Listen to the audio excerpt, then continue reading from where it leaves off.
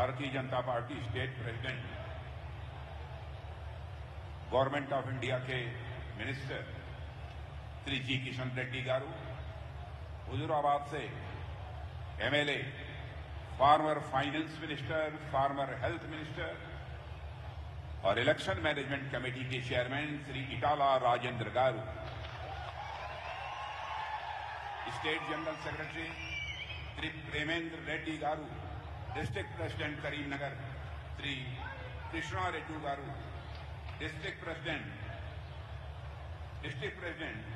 और श्रीमती राव पद्मा, श्रीमती यमुना रेड्डी.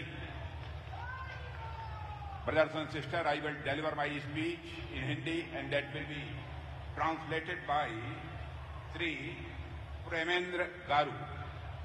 मैं हिंदी में बोलूंगा, तेलुगु में उसका ट्रांसलेशन प्रेमेंद्र गारू के द्वारा किया जाए. వేదిక పైన ఉన్న యొక్క పెద్దల్ని సంబోధిస్తూ వారి వారి యొక్క ఉపన్యాసాన్ని ప్రారంభించారు. मेरे बहनों भाइयों, मैं तेलंगाना की कई सार्वजनिक सभाओं को संबोधित कर चुका हूं. आज जब इस तेलंगाना की सार्वजनिक सभा को संबोधित करने के लिए आप सबके बीच आया हूं और जो भीड़ मैंने यहां पर देखी है, मैं कह सकता हूं कि तेलंगाना में भारतीय जनता पार्टी का टेम्पो इस समय बहुत हाई है. मैं చాలా రోజుల నుంచి తెలంగాణలో ప్రచార సభల్లో పాల్గొంటున్నాను. ఈ రోజు ఈ సభ చూస్తుంటే ఇక్కడ ఉన్న యొక్క భారతీయ జనతా పార్టీకి ఉన్న యొక్క చైతన్యం స్పష్టంగా కనిపిస్తున్నది. मैं तेलंगाना को अच्छी तरह जानता हूं. तेलंगाना यह पुरुषार्थ की धरती है, यह पराक्रम की धरती है. तेलंगाना में प्राचीनता और आध्यात्म और आधुनिकता दोनों का एक अद्भुत संगम है और यहां की कला, यहां का कौशल, यहां का कारीगरी भारत में ही नहीं बल्कि सारी दुनिया में जानी जाती है. తెలంగాణ వీరులను గన్న యొక్క గడ్డ, వీర వనితలను గన్న గడ్డ. ఇక్కడ నైపుణ్యతకు గాని వారి యొక్క పనితీరుకు గాని ఏ మాత్రం తీసిపోని యొక్క ప్రాంతం ఈ యొక్క తెలంగాణ ప్రాంతం. तेलंगाना यह भगवान नरसिम्हा की धरती है. तेलंगाना यह मां भद्रकाली की धरती है. यहां रामप्पा मंदिर है तो काकातिया त्योरणम भी है इस तेलंगाना में. తెలంగాణ ప్రముఖ దేవాలయాలకు పేరుగాంచిన యొక్క ప్రదేశం. ఇక్కడ రామప్ప యొక్క మందిరము, అదే విధంగా కాకతీయ తోరణానికి ప్రతీక ఈ తెలంగాణ ప్రాంతం. रानी रुद्रमा और कुमरम भीमा के अद्भुत शौर्य और पराक्रम को कौन भूल सकता है, जिसका यशोगान केवल तेलंगाना ही नहीं बल्कि सारे भारत में किया जाता है. తెలంగాణ రాణి రుద్రమదేవి పుట్టిన గడ్డ ఇది. కొమరం భీమును కన్న యొక్క గడ్డ ఇది. ఇటువంటి యొక్క పరాక్రమవంతుల యొక్క ప్రదేశం ఈ యొక్క తెలంగాణ. इस धरती का मेरे बहनों भाइयों एक ऐतिहासिक महत्व है और इसलिए मैं एक बार तेलंगाना की धरती को और तेलंगाना की धरती पर रहने वाले लोगों का मैं शीश झुकाकर हार्दिक अभिनंदन करता हूं. मैं उनका स्वागत करता हूं. ఇటువంటి యొక్క ప్రాంతంలో ఉన్న యొక్క అందరికీ కూడా నేను అభినందనలు తెలియజేస్తున్నాను. मैं याद दिलाना चाहता हूं भारतीय जनता पार्टी के बारे में. 1984 में भारतीय जनता पार्टी लोकसभा का चुनाव लड़ी थी. लोकसभा के चुनाव में भारतीय जनता पार्टी को जब केवल 2 सीटों पर विजय हासिल हुई थी, तो एक सीट जहां पर विजय हासिल हुई थी वह गुजरात था और दूसरी सीट जहां पर भारतीय जनता पार्टी को 1984 में विजय हासिल हुई थी वह तेलंगाना था, जहां पर जंगा रेड्डी ने विजय हासिल की थी. నేను ఒక విషయాన్ని గుర్తు చేయదలుచుకున్నాను. 1984లో దేశంలో భారతీయ జనతా పార్టీ కేవలం 2 పార్లమెంటు స్థానాలు మాత్రమే గెలుచుకున్నది. అందులో ఒకటి గుజరాత్ నుంచి, రెండోది యొక్క తెలంగాణ ప్రాంతంలో ఈ ప్రాంతంలో జంగారెడ్డి గారిని గెలుచుకున్నది. और भारतीय जनता पार्टी ने ऐसा काम किया कि आप देख रहे हैं 27 ईयर्स 27 वर्षों से लगातार गुजरात में यह सरकार बन रही है बहनों भाइयों. मगर मैं कहना चाहता हूं आज विकास का मॉडल सारे हिंदुस्तान में यदि कोई राज्य माना जाता है तो वह गुजरात माना जाता है. కానీ ఆ తర్వాత గుజరాత్ లో ఏ విధంగా అభివృద్ధి కార్యక్రమం మొదలైంది. గత 27 సంవత్సరాల నుంచి భారతీయ జనతా పార్టీ గెలుస్తూ వస్తున్నది. దేశంలో ఇవాళ అభివృద్ధికి ప్రతీక అంటే గుజరాత్ రాష్ట్రం అని చెప్పుకోవాల్సి వస్తున్నది. यदि तेलंगाना में हैदराबाद को आप छोड़ दें तो शायद ही कहीं पर जैसा विकास इन 9-10 वर्षों में बीआरएस को करना चाहिए था, केसीआर को करना चाहिए था, उन्होंने किया हो. कहीं पर कोई विकास नहीं हुआ है. मैं पूछना चाहता हूं, यदि गुजरात का विकास हो सकता है, हिंदुस्तान के अन्य राज्यों का विकास 9-10 वर्षों के अंदर हो सकता है, पूरे भारत का मस्तक सारी दुनिया में नरेंद्र मोदी के नेतृत्व में ऊंचा हो सकता है, तो आपके नेतृत्व में तेलंगाना का विकास क्यों नहीं हुआ? इस सवाल का जवाब तेलंगाना की जनता चाहती है. పూర్తిగా దేశమంతా కూడా అభివృద్ధి చెందుతున్నది. కేవలం గుజరాతే కాదు, దేశంలో అనేక ప్రదేశాలు అభివృద్ధి చెందుతున్నాయి. కానీ తెలంగాణ, హైదరాబాద్ మినహా మిగతా ప్రాంతాలు ఎందుకు అభివృద్ధి చెందుతలేవు? ఇవాళ ఇక్కడ కూడా అభివృద్ధి జరగవలసిన యొక్క అవసరం ఉన్నది. और मैं केसीआर जी से कहना चाहता हूं, तेलंगाना राज्य बनाने की लड़ाई केवल आपने अकेले नहीं लड़ी है. तेलंगाना राज्य बनाने की लड़ाई भारतीय जनता पार्टी ने लड़ी है.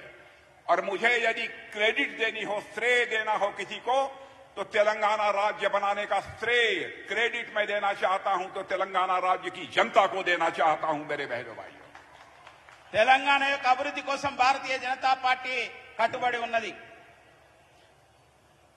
कांग्रेस को मजबूर होकर जनता के दबाव में उसको तेलंगाना बनाना पड़ा था. और मैं कह सकता हूं, तेलंगाना राज्य तो बनाया है और आज भी आंध्र प्रदेश से जुड़े हुए बहुत सारे ऐसे मुद्दे हैं जिनका हल निकलना चाहिए था, जिनका समाधान निकलना चाहिए था. वह समाधान नहीं निकल पाया क्योंकि कांग्रेस ने इसमें इतनी गड़बड़ियां कर दी थी कि बहुत सारे तेलंगाना से जुड़े हुए मुद्दों का आज तक समाधान नहीं हो पाया. ఆంధ్రప్రదేశ్లో గాని తెలంగాణలో గాని అనేక సమస్యలకు పరిష్కారం కనుగొనడంలో కాంగ్రెస్ వైఫల్యం చెందింది. कर नहीं पा रहे. ठीक है. और मैं याद दिलाना चाहता हूं, हम लोगों ने भी, आदरणीय अटल बिहारी वाजपेयी भारत के प्रधानमंत्री थे, उनके रहते हुए 3 स्टेट्स बनाए थे, उत्तराखंड, झारखंड और छत्तीसगढ़. कोई जाकर देख सकता है, उत्तराखंड, झारखंड, छत्तीसगढ़ में आज कोई परेशानी नहीं है, बल्कि इन तीनों राज्यों का तेजी के साथ विकास हो रहा है. వాజ్పేయి గారి ప్రభుత్వంలో దేశంలో 3 రాష్ట్రాలు ఏర్పాటు చేయడం జరిగింది. ఉత్తరాఖండ్, అదేవిధంగా జార్ఖండ్, ఛత్తీస్గఢ్ అన్ని చోట్ల కూడా ఇవాళ అభివృద్ధి అనేది కొనసాగుతున్నది. केसीआर जी, मैं आपसे पूछना चाहता हूं, क्या हो गया है आपको? तेलंगाना की राज्य की जनता ने लगातार आपको 2 बार आपकी सरकार बनाई है, 9 वर्ष का समय गुजर गया है. क्यों नहीं तेलंगाना का विकास हो पाया है? तेलंगाना की जनता इस सवाल का जवाब चाहती है. तेलंगाना को डेवलपमेंट का पोटेंशियल तेलंगाना के लोगों के अंदर है. तेलंगाना के लोग परिश्रम करने वाले हैं, हार्ड वर्क करने वाले हैं, स्किल है, कुशलता है, गुणवत्ता है, सब कुछ कर सकते हैं. फिर भी केसीआर जी, मैं इस सवाल का जवाब चाहता हूं, क्यों नहीं तेलंगाना राज्य का विकास हो पाया? यह हिंदुस्तान की जनता इस सवाल का आपसे जवाब चाहती है. కానీ తెలంగాణలో గత 2 సార్లు కూడా అధికారంలోకి వచ్చిన ఈ యొక్క ప్రభుత్వం ఎందుకు ఇక్కడ అభివృద్ధి జరుగుతలేదని చెప్పి వాళ్ళ ప్రజలు ప్రశ్నిస్తున్నారు. తెలంగాణలో ఎంతో కష్టపడే యొక్క ప్రజలు ఉన్నారు, మరి నైపుణ్యత ఉన్న వాళ్ళు ఉన్నారు, అన్ని రకాల యొక్క తెలివితేటలు ఉన్న వాళ్ళు ఉన్నారు. కానీ ఎందుకు ఇక్కడ మరి దేశవ్యాప్తంగా జరుగుతున్న యొక్క అభివృద్ధి ఇక్కడ ఎందుకు జరుగుతలేదనే యొక్క ప్రశ్న ఇవాళ ఉదయిస్తున్నది. मेरे बहनों भाइयों, 10 वर्षों में तेलंगाना का विकास न केवल लिमिटेड रहा है, बल्कि प्राइवेट लिमिटेड बनकर रह गया है. సోదరిమణులారా, తెలంగాణ అభివృద్ధి కేవలం కొద్ది మందికి ఒక ప్రైవేట్ లిమిటెడ్ కంపెనీ లాగా కొద్ది మంది ఒక కుటుంబానికి మాత్రమే పరిమితం అయిపోయినది. बराबर यहां पर केसीआर जी, आपकी फैमिली का, आपके परिवार का हस्तक्षेप, इंटरफेरेंस, यह बराबर रहता है. क्यों यह रहता है? मैं जानना चाहता हूं. जनता ने आपको मुख्यमंत्री बनाया था, आपके परिवार को मुख्यमंत्री नहीं बनाया था. मैं परिवार के किसी सदस्य के ऊपर आरोप नहीं लगाना चाहता. आपके बेटे बेटी, हम सब लोगों के बेटी बेटी हैं, सभी का हम सम्मान करना चाहते हैं. लेकिन सरकार आपको चलानी थी, पूरा परिवार ही सरकार चला रहा है। तेलंगाना की जनता की उपेक्षा हो रही है।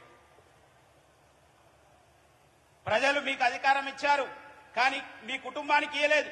కానీ ఇవాళ జరుగుతున్నది ఏమిటి? మొత్తం మీ కుటుంబంలో ఉన్న మీ యొక్క కొడుకు కావచ్చు, మిగతా బంధువులు కావచ్చు, కూతురు కావచ్చు, ఇవాళ అందరు కలిసి కూడా అధికారాన్ని చెలాయిస్తున్నారు.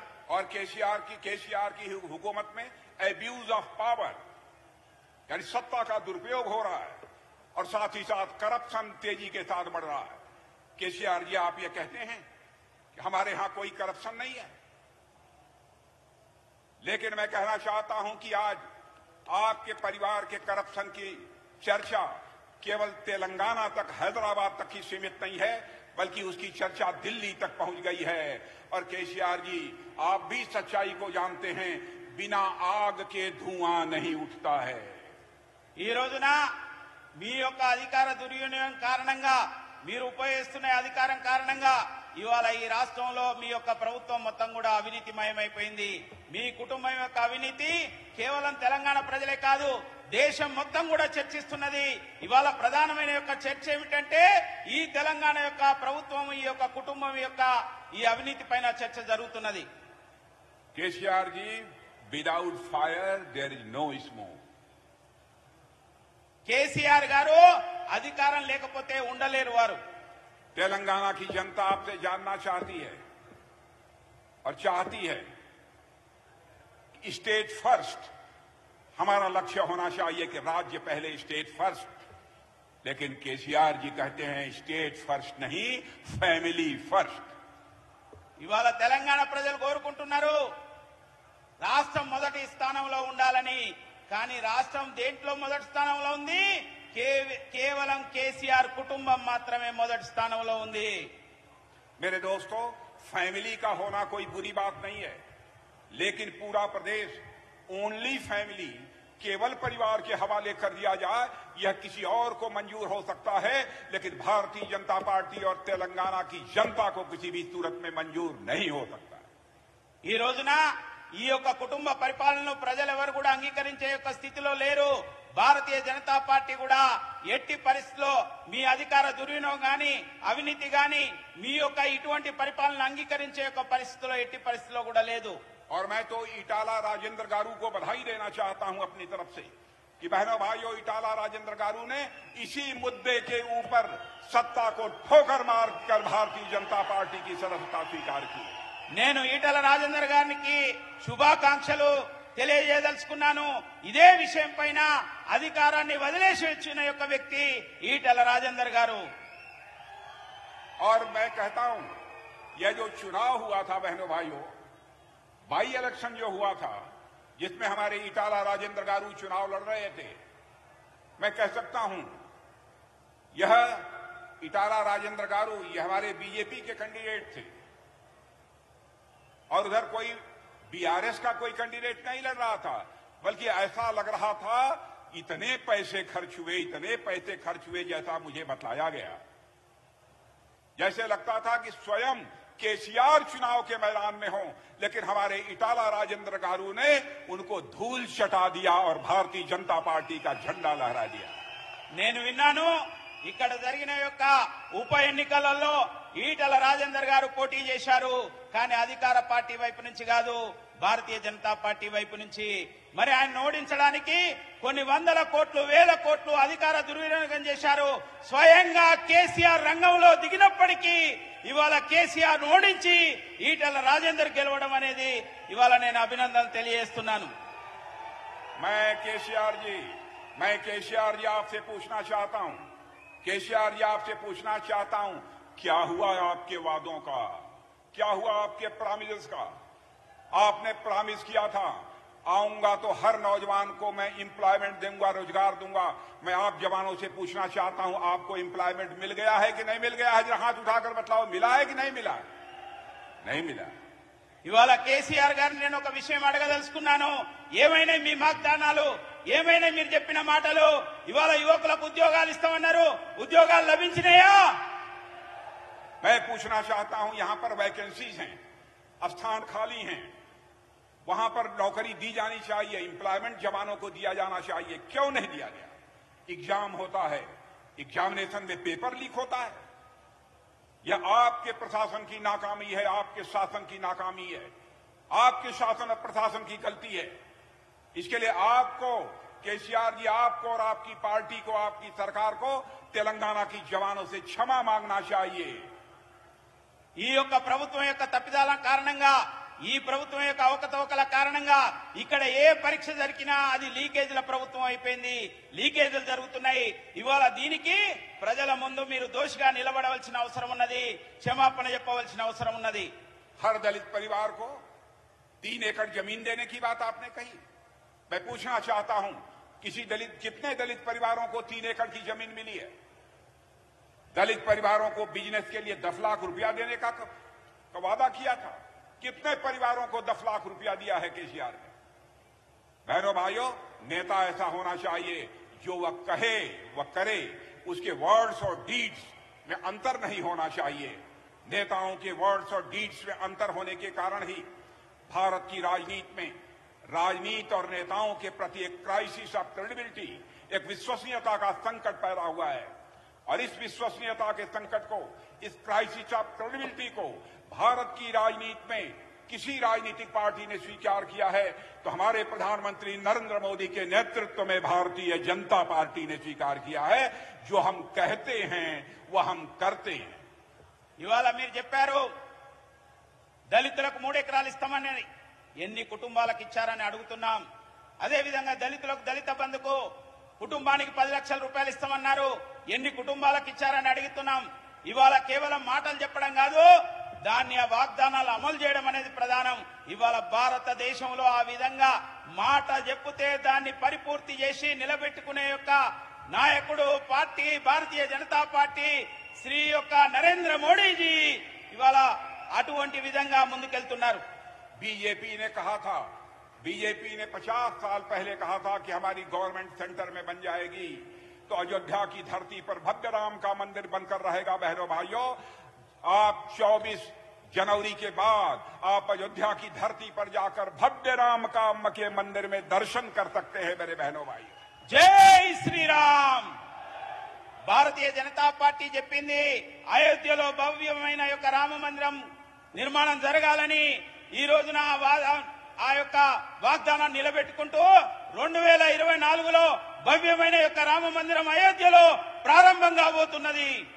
हमने कहा था हमारी गवर्नमेंट बनेगी सेंटर में, हम कश्मीर की आर्टिकल 370 को समाप्त करेंगे और जम्मू कश्मीर का भी वही स्टेटस होगा जो हिंदुस्तान के अन्य राज्यों का होगा।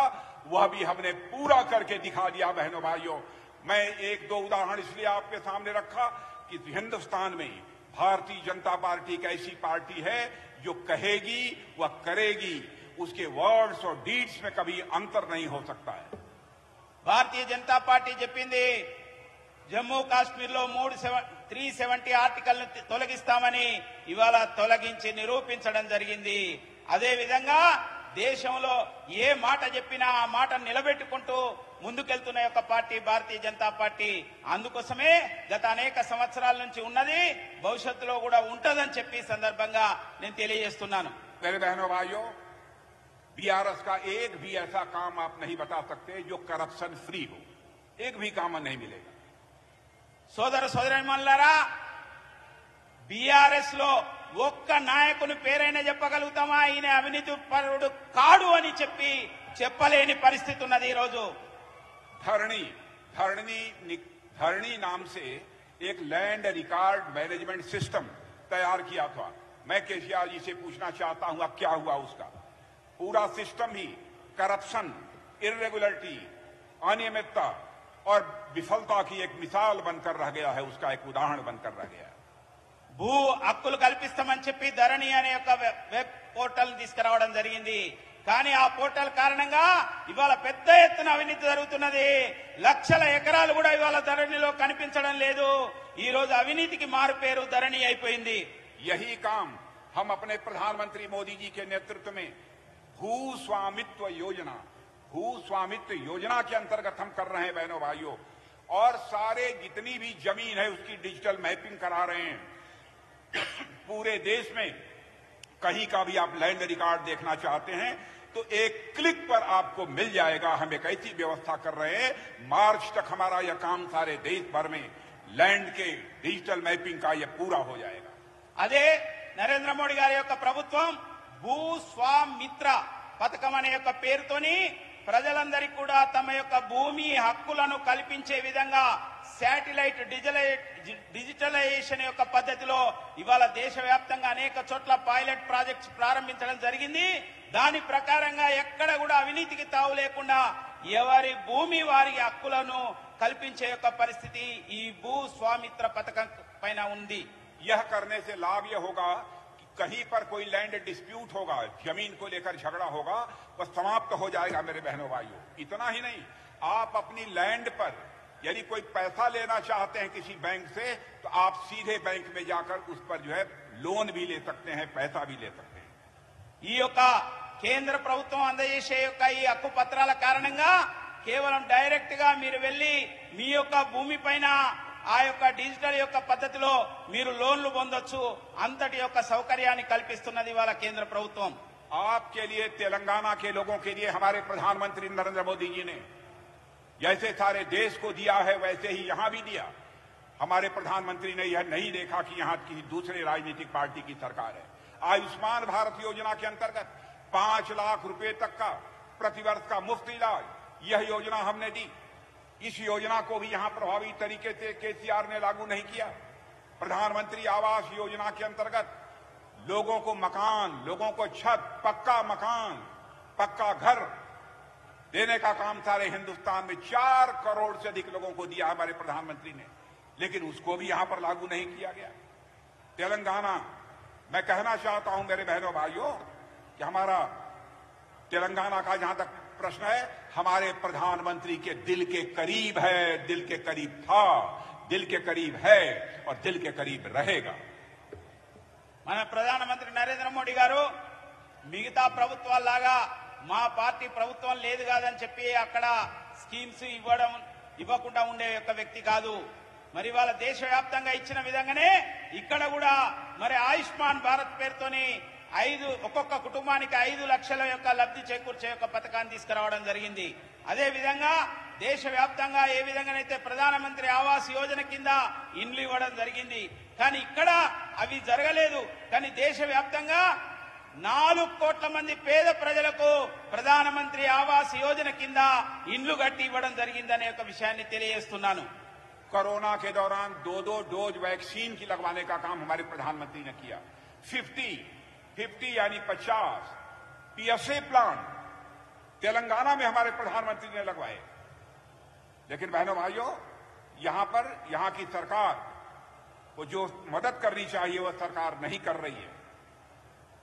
स्टेप मदरली ट्रीटमेंट हमारे यहां के रहने वाले लोगों के साथ हो रहा है। हम चाहते हैं तेलंगाना का ओवरऑल डेवलपमेंट हो बहनों भाइयों। इसलिए मैं आपसे निवेदन करना चाहता हूं कि आपका सपोर्ट, आपका समर्थन यह भारतीय जनता पार्टी को प्राप्त होना चाहिए। మీ యొక్క మద్దతు, మీ యొక్క సమర్థన, మీ యొక్క అభిమానం భారతీయ జనతా పార్టీకి అవసరం. ఎందుకంటే దేశవ్యాప్తంగా జరుగుతున్న యొక్క అభివృద్ధి తెలంగాణ రాష్ట్రంలో సైతం జరగాలంటే ఇక్కడ మీ యొక్క అభిమానం, మీ యొక్క మద్దతు భారతీయ జనతా పార్టీకి అవసరం. मैं तेलंगाना की जनता से कहना चाहता हूं, आपने बीआरएस को 2 बार देखा, उनको मौका 2 बार दिया। हमें केवल 1 बार मौका देखकर देखिए कि भारतीय जनता पार्टी कैसे सरकार इस तेलंगाना में चलाती है। నేను ఒక విషయాన్ని మీ ముందు ఉంచుతున్నాను. బీఆర్ఎస్ ను 2 సార్లు చూశారు. బీఆర్ఎస్ పార్టీ, కేసీఆర్ పార్టీ 2 సార్లు కూడా ప్రజలకు మోసం చేసింది. కానీ ఒక్క అవకాశం భారతీయ జనతా పార్టీకి ఇవ్వాలని చెప్పి మీ అందరికీ కూడా నేను సవినయంగా మనవి చేస్తున్నాను. हर क्षेत्र में महिलाओं की भागीदारी बढ़ाने के लिए भी हमारे प्रधानमंत्री ने कई योजनाएं प्रारंभ की हैं और आज फौजों में भी महिलाएं भाग ले रही हैं। फौजों में महिलाएं अधिकारी बन रही हैं, फौजों में जा रही हैं। जरूरत पड़ी तो सीमा पर भी वह तैनात होंगी और भारत की सीमाओं की वह सुरक्षा करेंगी। अभी हाल में ही देखा, एक व्यवस्था हो गई, नारी शक्ति बंधन, एक कानून पास हो गया।